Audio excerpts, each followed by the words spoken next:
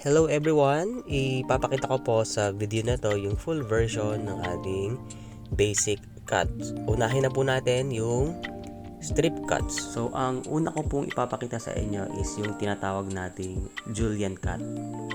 First thing first, itrim muna natin yung ating vegetable and then ikakat po natin yan ng approximately 1/8 inch thick.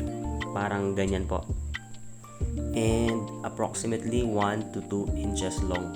Ito mostly ginagamit in making salad, sa spring rolls, and others.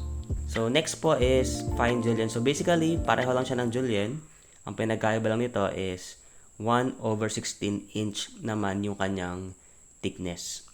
Mas malipis siya compared with julienne. Normally ginagamit yan as garnish. Okay, next po is bâtonnet or other would call it bâtonnet. And yung process niya is the same as cutting julienne. Ang pinagkaiba lang nila is yung thickness. Ito kasi is 1/4 inch thick and medyo mas mahaba siya ng konti. Dito makikita nyo yung kanilang difference in terms of their thickness. Again, yan po ang ating strip cuts. Next, proceed po tayo sa dice cut and unahin ko na po yung brunoise. Brunoise po is a small dice which basically made from julienne cut. Ida-dice lang natin siya for about 1/8 inch thick. Parang ganito. Malimit siya gamitin as topping. Normal na nakikita yan sa mga soup, no? Next one po is fine brunoise. Ito din, it is basically made from fine julienne cut na ida-dice lang natin into 1/16 inch square. So, we could consider this as the smallest dice. You can see here the difference ng dalawa in terms of their size.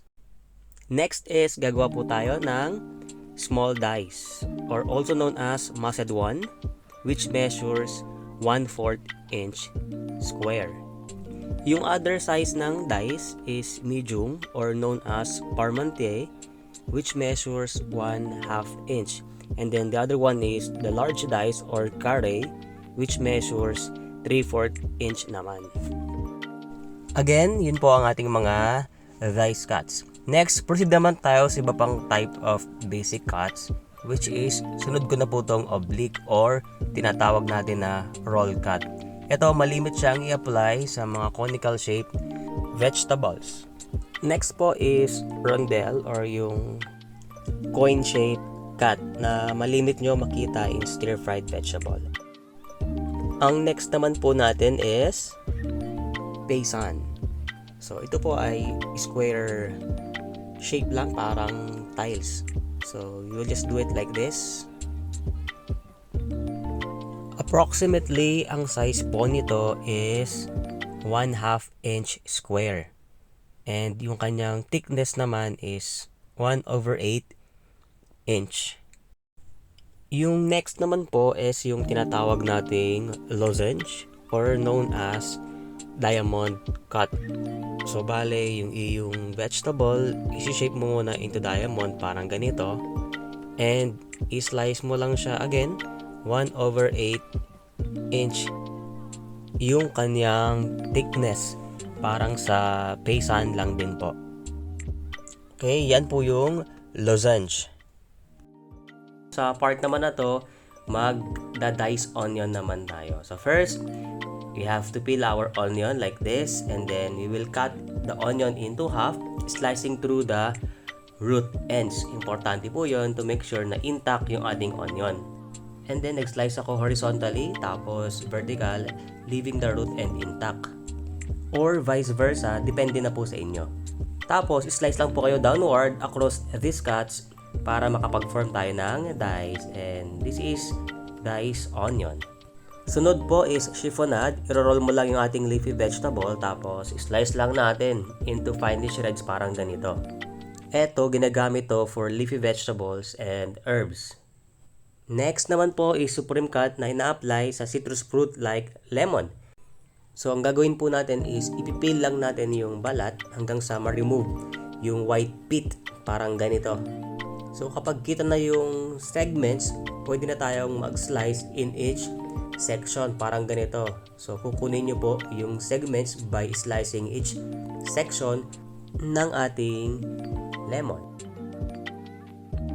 Yan po ang ating lemon supreme.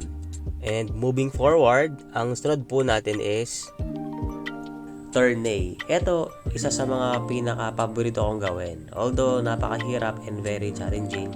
But still, napaka-fulfilling naman kapag nagawa natin, no? Mas okay din kung gagamit po kayo ng Ternay knife. Okay? Ang size po nito is 2 inches. Again, with 7 equal sides. So, kinakailangan makikita natin yung 7 sides. Ulitin po natin sa potato naman. Kinakailangan po kapag nag-i-slice tayo, kinakailangan pa-curve or naka-arc parang ganito. Okay? Para ma-meet natin yung football shape. Tapos mag-slice lang kayo ng 7 times para sure tayo na talagang 7 sides yung magagawa po natin. Parang ganito lang. Okay, let's count it. 1, 2, 3, 4, 5, 6, 7 sides. So, ito po again ang tinatawag nating ternay or turned vegetable. Maraming salamat po sa panonood and I hope meron po kayong natutunan sa ating video.